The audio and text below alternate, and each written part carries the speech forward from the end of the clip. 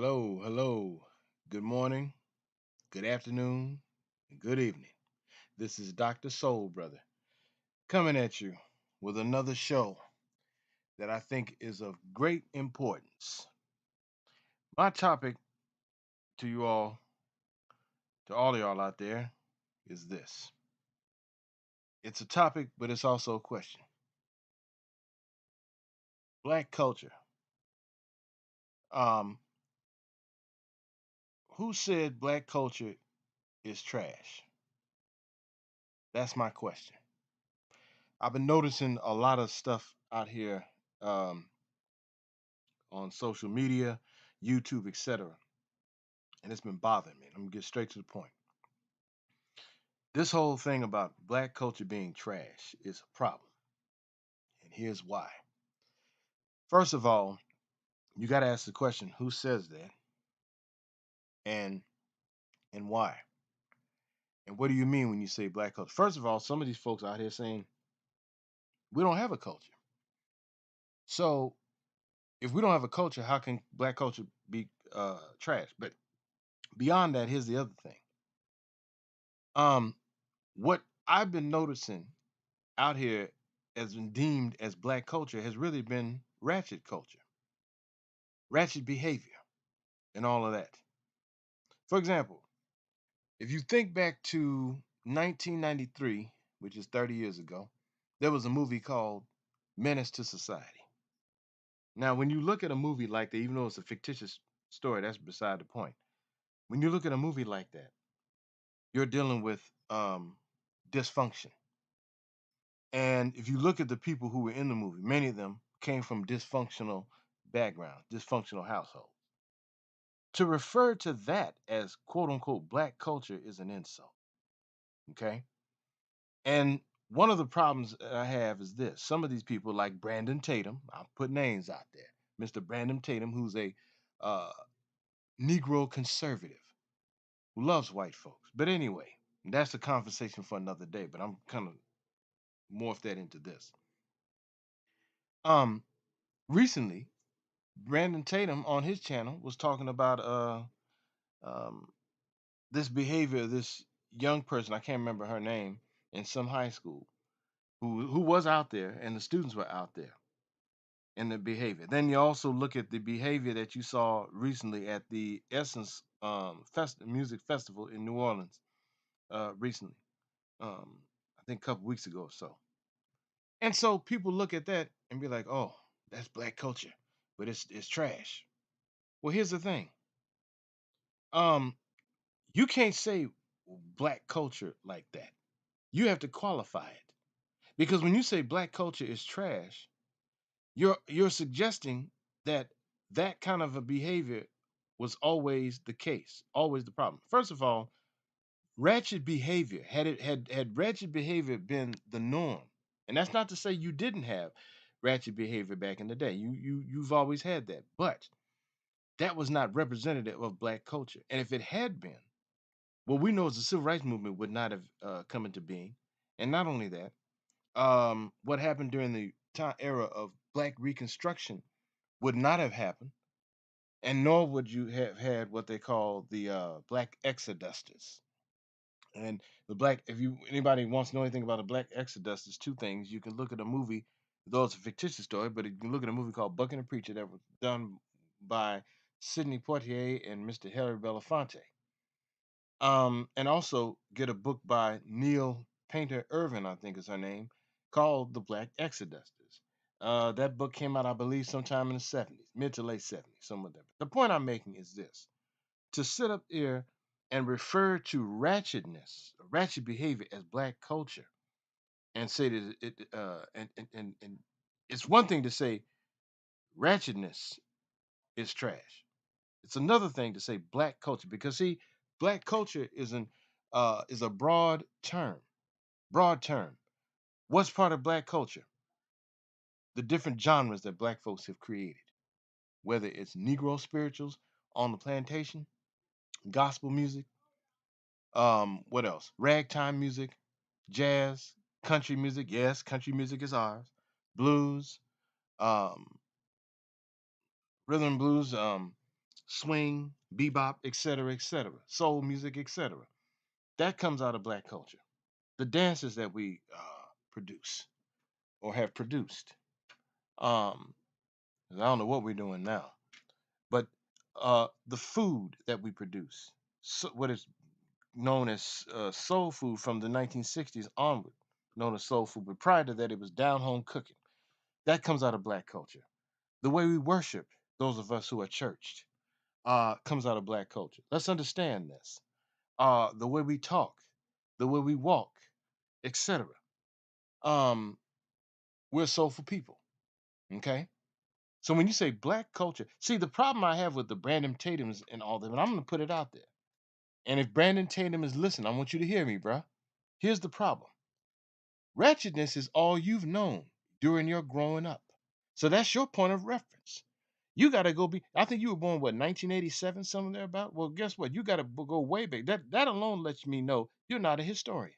See, a historian would qualify that. Okay, that's what a true historian would do. But these folks, they won't do that. And then you've got people like, what's this guy? Um, oh Lord, I can't. Thomas Sowell, who's in his early 90s. He talks that stuff about black culture. And for him, it makes it even more egregious because here you are in your 90s, born 1930, from someplace in North Carolina originally. And you mean to tell me somebody that age range doesn't have the sophistication nor the integrity, I dare say, to make that kind of a distinction between ratchetness, low life behavior, and black folk who carry themselves with dignity? You're doing this on purpose. You want to throw the whole thing out there. Well, guess what? That's what white folks do. White folks were known for throwing everything. In other words, you were deemed as uncivilized by virtue of your blackness in their minds. Well, that's what they do. That's exactly what they do. So when a black person, whether they're a Thomas Sowell or a Brandon Tatum type, that's exactly what you're doing. You don't really understand nor fully appreciate the distinction between ratchetness and non-ratchetness, if you will, dignified behavior. And by the way, as far as ratchetness and low life behavior, that is not unique to black folks. And when I say that, I'm not trying to uh, make excuses. I'm just saying the fact of the matter is ratchetness exists in all groups. They may not use the term ratchet, but that's pretty much what you're dealing with. So we're not unique when it comes to that. But moving forward, this thing about black culture, if you notice, back in the day, and anybody listening who is in their 60s, 70s, 80s, and possibly even 90s, you know what I'm talking about. In fact, there's no excuse for you not to know what I'm talking about. Okay? You're old enough to see that how things transition, and it didn't transition for the better. Things got worse, unfortunately. But here's the thing: you lived through those times. You lived through a time where um, uh, black folks, we put our good foot forward and put on our good face. Now, if you look at slavery, you were on the plantation dressed in ragtag, especially if you were a field hand. Now, if you were in the house, your attire was a lot different. So there was a social class distinction, if you will. But here's the thing: after slavery, and many of our people couldn't read or write because, as I've mentioned before, um, it was a situation where it was illegal for a enslaved person to know how to read, and it was certainly illegal for a person to try to teach a slave to read.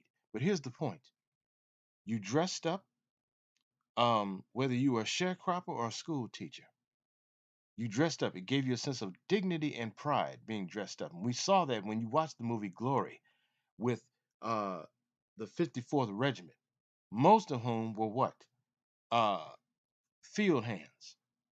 So when they put the uniforms on, it gave them um, a sense of pride and dignity. That's black culture. What also is black culture is the fact that we got married after slavery in large numbers. Yes, we got married.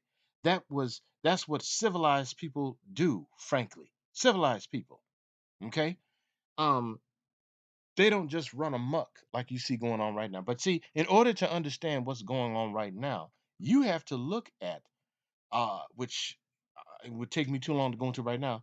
You got to look at the white counterculture of the 1960s going into the 70s. That was the influence. And that is why, truth be told, things are the way they are. What am I saying? I'm saying this. Even those black folk who are in black spaces, in other words, black folks who might have been in the inner city and might not have been living next to a white person and might not have had white people in their circles from a distance, from afar, you were seduced by the white counterculture of back in those days, the 60s going into the 70s. And so that made it okay to have out of wedlock births. That made it okay to not dress up and all that kind of stuff. It made it okay to get away from the politics of respectability. The politics of respectability, quite frankly, was used as a way to protect the black community. Now there's no fence, so to speak. It's everything is willy nilly and free for all. That's what we're dealing with. And so you have to look at what's happening. And not only that, now I'm going to get into some Marxism here. Um, you have the bourgeoisie, meaning the middle class. You have the um, proletariat, meaning the working class, and then you have the peasant class, meaning you have the peasant, and then you also have the lumpen proletariat. And lumpen culture became the thing in the movement as well as outside of the movement. And that, in many ways, has contributed to what we have. It's a slippery slope, slippery slope. So it has contributed greatly to what we see right now. So some of you all who are in your 60s, 70s, especially ones in your 70s and 80s, and possibly early 90s, you all are the ones who contributed to this madness. And if you would be honest and have an ounce of integrity, you would have to acknowledge this. You would have to acknowledge this. So there's no way on God's green earth a person walking around who's in their 70s, 80s, and possibly early 90s should allow a younger person or anybody else for that matter to say that black culture is trash. No, black culture is not trash. No, what is trash is low life gutter stuff. And contrary to what you may think, the fact of the matter is, uh, we are people who come from people who gave the world civilization. African people gave the world civilization, and what civilized people do in any society, they conduct themselves in ways that are civilized and become a beacon of light for other groups and other societies. That's how they get down. Unfortunately, what we've put out there is straight garbage, and this garbage here is apart from black culture that served as a way to keep us afloat. There is no way on God's green earth that what you see going on right now with this ratchetness, that we would have survived post slavery. No way. And we certainly would not have survived. Not only would we not have survived, there would have been no civil rights movement. Period. Period. You think that people like Rayford Logan, an historian, Charles Wesley, historian, John Hope Franklin, um, uh, a bunch of others whose name I can't think of right now, that they would have signed off on this, they would have been appalled that this thing, ratchetness, being uh, put out there and accepted. And here's the worst part, or one of the worst things. Right now, we have people who are supposed to be our representing the black intelligentsia, and they sign off on this stuff. That's one of the other things that contributes to people speaking broadly about, or speaking loosely rather, about quote unquote black culture is trash. No, what has happened, black intelligentsia, so called, you have disgraced intelligentsia. By, I say disgracing it, you have signed off and approved of this ratchet behavior, and this has become the accepted norm. This is a disgrace. And I don't want to hear this stuff about uh what they call it, the Victorian age. See, the problem with that is when you say the Victorian age, then the question becomes, what were we doing prior to the Victorian age? Because the insinuation is what? That prior to the Victorian age, this what you see going on right now, this is we were being our authentic selves. That is fundamentally false and it is dishonest. very dishonest. Okay, so I'm well aware of the Victorian age, and I will acknowledge and admit that in some instances, the Victorian age played a role in the overall society, not just in the black community, but the overall society. But guess what? Again, go back to my premise. The premise is we come from a people who gave the world civilization, the world's civilization. So if African people gave the world civilization, what does that tell you? So I'm gonna wrap this up. I'm not gonna be on here very long, but I felt it was necessary to hop on here and get to this because this is really, really bothering Dr. Soul Brother. It really is. That I'm seeing it more and more in the feed. You can see it. Black culture is trash. Black culture is trash. And most recently, Brandon Tatum, the other day, posted something like that. And every chance he gets, whether it's real or imagined, or minor or major, he can't wait to go in on black folk in some form of fashion. It's interesting to note that he won't do that when it comes to white racism and white supremacy. But that's a conversation for another day. I'm not going to waste energy and breath on him in the last few minutes I have on this broadcast. But I want people, especially young people, to know and understand black culture is not trash. Let me repeat that. Black culture is not trash. Black culture works. Black culture is you bask in it. It is something that has influenced not only this American society, it has influenced the world. Everybody tries to be like us. They have always tried to be like us, including black foreigners tried to be like black America in some form or fashion. You think that during the days of Jesse Owens and who was on the world stage because he was a world class sprinter in the 1936 Olympics and others of that ilk. You think that if black culture had been trashed the way we see right now in terms of this ratchetness, do you think that it would have been represented a beacon of light in those days? No, it would not have. Would not have. Okay. So the fact of the matter is that again, you've got to qualify that when you start talking about the culture. That kind of a ratchetness will not any group where that kind of a ratchet behavior that you see out here now that has become accepted, the accepted norm. When you see that out there, there's no way any society, any culture can survive like that once that happens. That will lead to a downfall.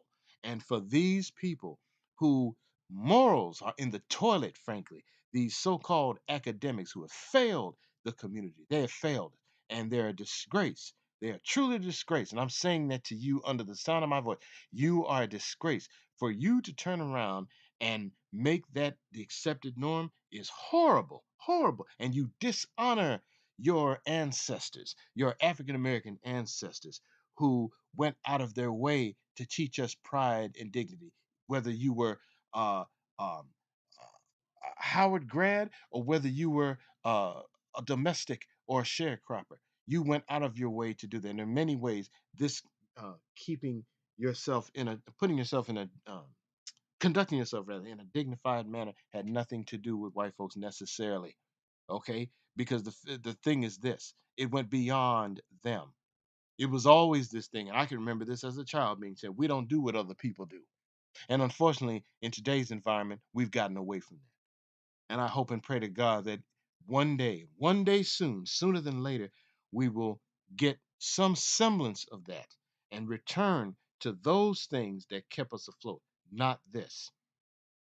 So Dr. Soul Brother is going to sign off right now and get to probably next week. I will have another program that will kind of tie into this, but that one and will probably be longer because this is another issue that has been really weighing on my heart and needs to be addressed.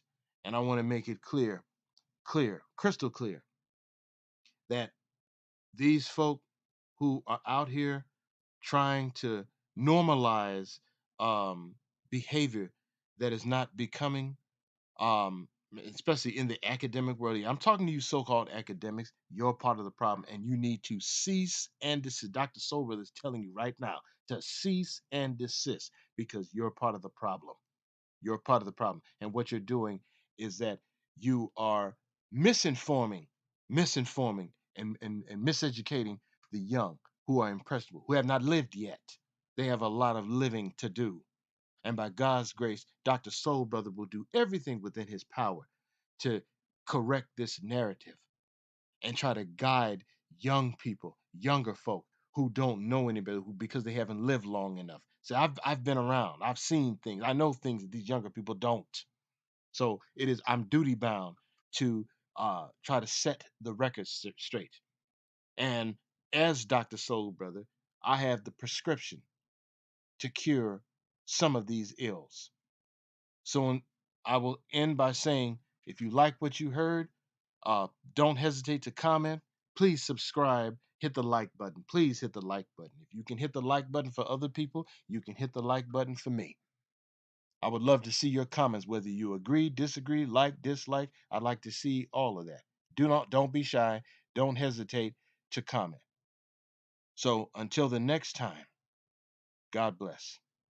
This is Dr. Soul Brother signing out now.